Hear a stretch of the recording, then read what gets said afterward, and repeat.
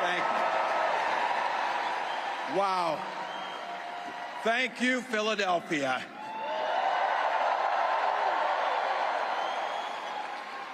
Thank you, Madam Vice President, for the trust you put in me, but maybe more so, thank you for bringing back the joy.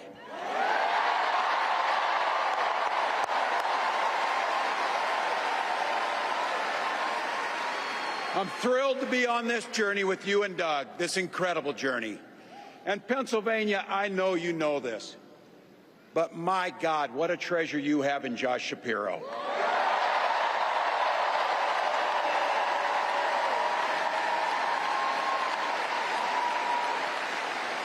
Holy hell, can this guy bring the fire? He can bring the fire. This is a visionary leader. Also, I have to tell you, everybody in America knows when you need a bridge fixed, call that guy.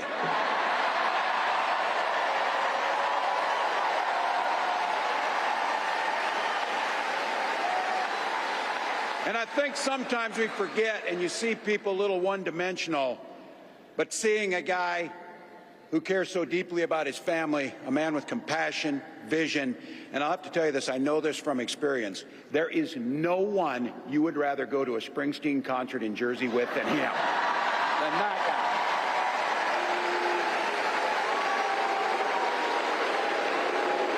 guy. Roots. And I can't wait for all of you and America to get to know my incredible wife, Gwen, a 29-year public school educator.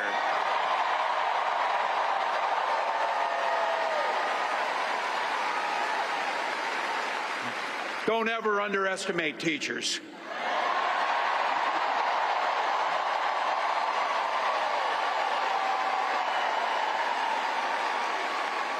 And our two beautiful kids, Hope and Gus. I couldn't be prouder to be on this ticket and to help Vice President Harris become what we all know is very, very good for us to think about, next President of the United States of America.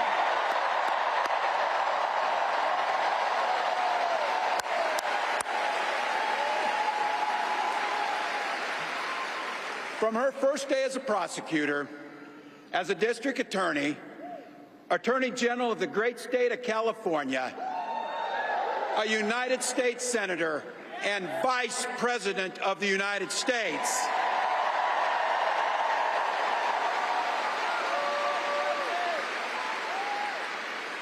Vice President Harris has fought on the side of the American people. She took on the predators, she took on the fraudsters, she took down the transnational gangs, she stood up against powerful corporate interests, and she never hesitated to reach across the aisle if it meant improving people's lives.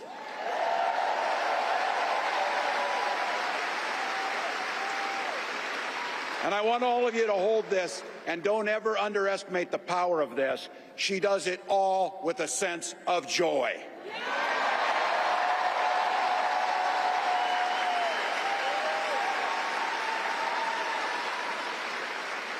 I know a little something about that commitment to people.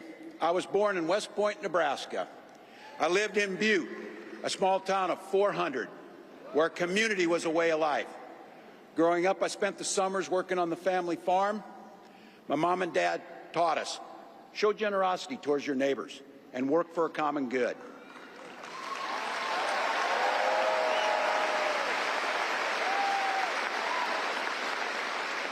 My dad served in the Army during the Korean War. And with his encouragement, at 17, I joined the Army National Guard.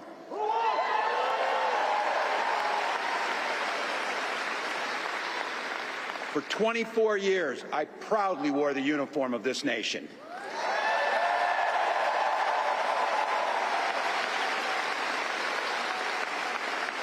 The National Guard gave me purpose. It gave me the strength of a shared commitment to something greater than ourselves. And just as it did for my dad and millions of others, the GI Bill gave me a shot at a college education.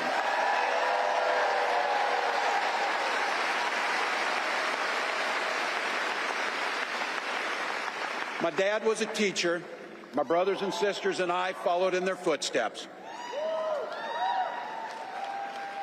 3 out of 4 of us married teachers. What we do. For nearly 20 years, I had the privilege of teaching high school social studies and coaching football.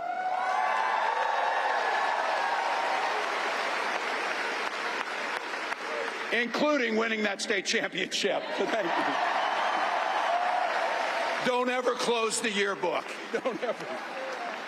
But it was my students. They encouraged me to run for office. They saw in me what I was hoping to instill in them, a commitment of common good, a belief that one person can make a difference. So in 2006, I took a leap and I ran for Congress.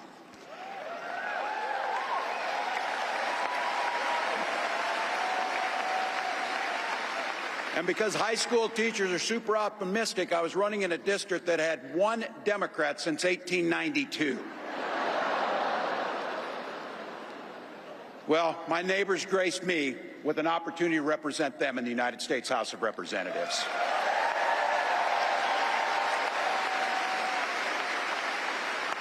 I'm proud of the work we did there together. I worked across the aisle on veterans issues, on agriculture, and on ways to grow rural economies.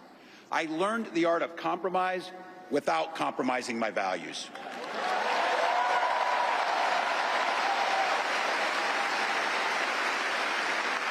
And now, as governor of the great state of Minnesota, I bring those experiences to bear in tackling the challenges that are facing our great state. Minnesota's strength comes from our values, our commitment to working together, to seeing past our differences, to always being willing to lend a helping hand. Those are the same values I learned on the family farm and tried to instill in my students. I took it to Congress and to the state capitol, and now Vice President Harris and I are running to take those very values to the White House.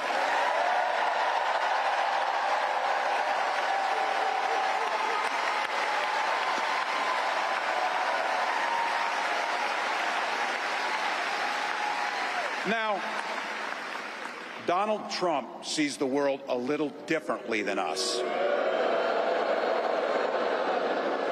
First of all, he doesn't know the first thing about service.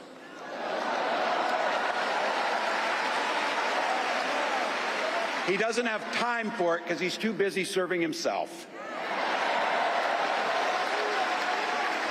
Again and again and again, Trump weakens our economy to strengthen his own hand.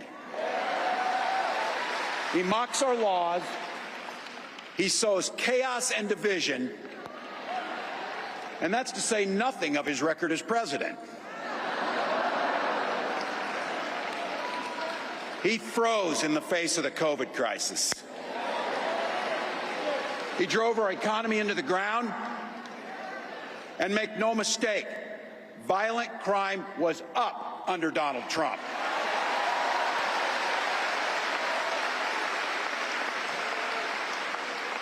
That's not even counting the crimes he committed.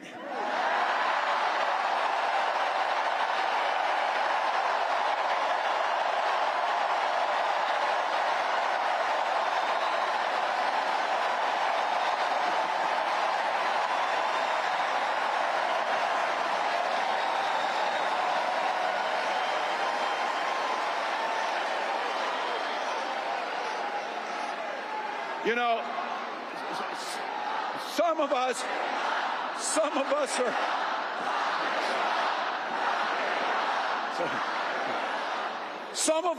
some of us in here are old enough to remember. I see you down there. I see those old white guys. Some of us are old enough to remember when it was Republicans who were talking about freedom. It turns out now what they meant was the government should be free to invade your doctor's office. In Minnesota, we respect our neighbors and their personal choices that they make. Even if we wouldn't make the same choice for ourselves, there's a golden rule. Mind your own damn business.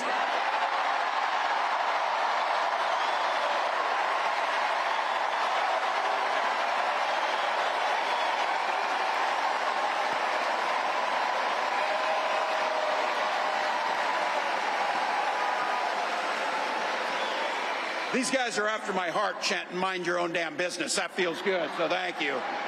Look, that includes IVF, and this gets personal for me and my family. When my wife and I decided to have children, we spent years going through infertility treatments.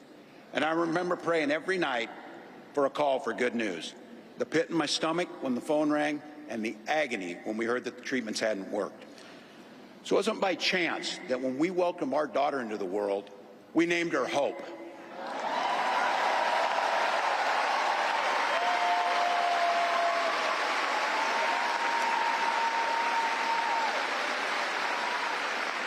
When Vice President and I talk about freedom, we mean the freedom to make your own health care decisions. And for our children to be free to go to school without worrying they'll be shot dead in their classrooms.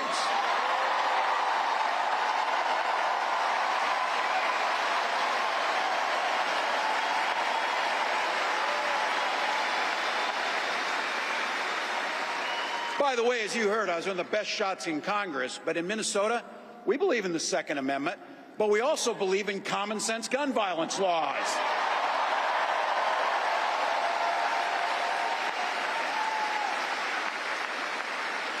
Vice President Harris' idea of freedom is a ticket for education to be that ticket to the middle class, not crippling debt. Air that's clean, water that's pure, communities that are safe.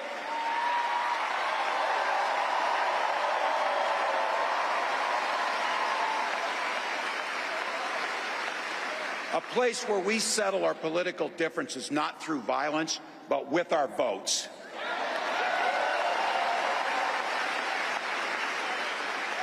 And that's what this election's about. What direction will this country go in?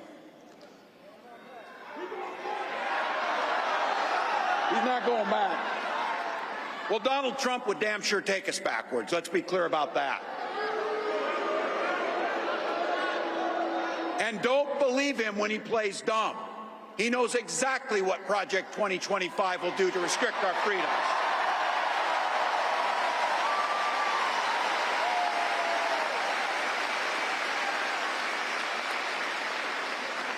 To rig the economy to help the super rich.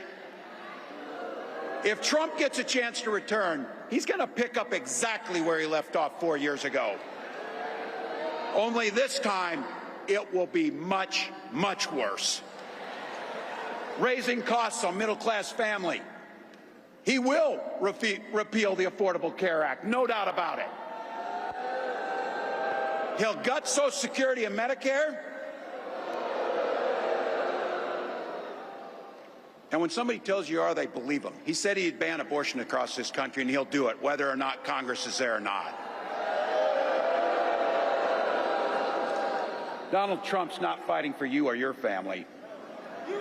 He never sat at that kitchen table like the one I grew up at, wondering how we were going to pay the bills. He sat at his country club up in Mar-a-Lago, wondering how he can cut taxes for his rich friends. And I got to tell you, his running mate shares his dangerous and backward agenda for this country.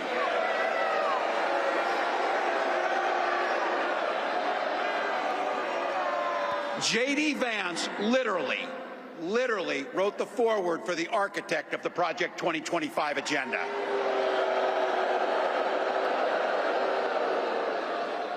Like all regular people I grew up with in the heartland, J.D. studied at Yale, had his career funded by Silicon Valley billionaires, and then wrote a bestseller trashing that community. Come on!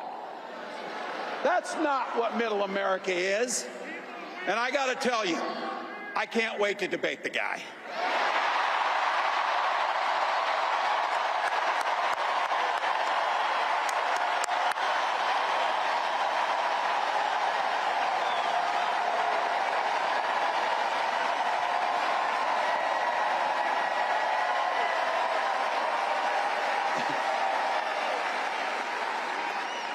That is, if he's willing to get off the couch and show up. So, you see what I did there?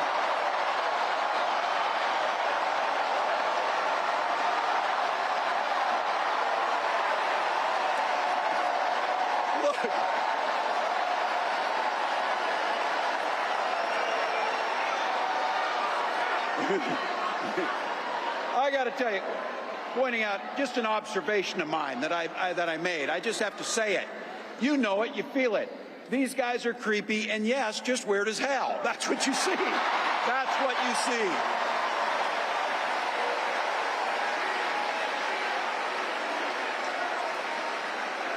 So you know what's out there, so say it with me.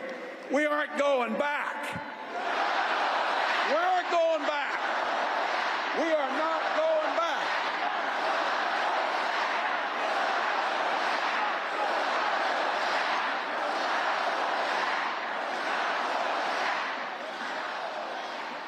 So we got 91 days. My God, that's easy.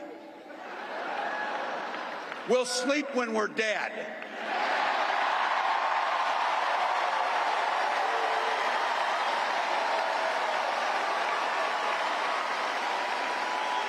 Over those next 91 days and every day in the White House, I'll have Vice President Harris's back. Every single day.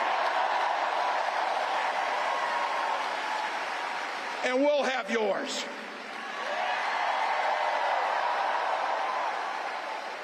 You know how this works. We can't do it alone. We need you, each and every one of you.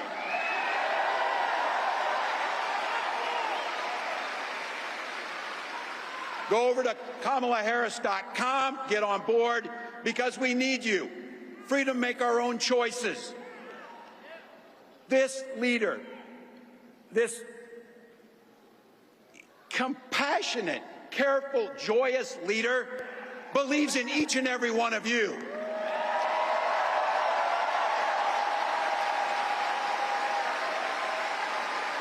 My God, you came here tonight to sit at the very top because you love this country and you're not going back.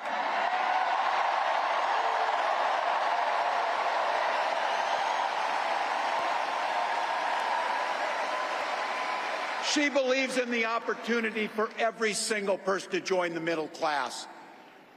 She believes in the promise of America. We just got to fight. We just got to fight. Because as soon-to-be President Harris says, when we fight, we win.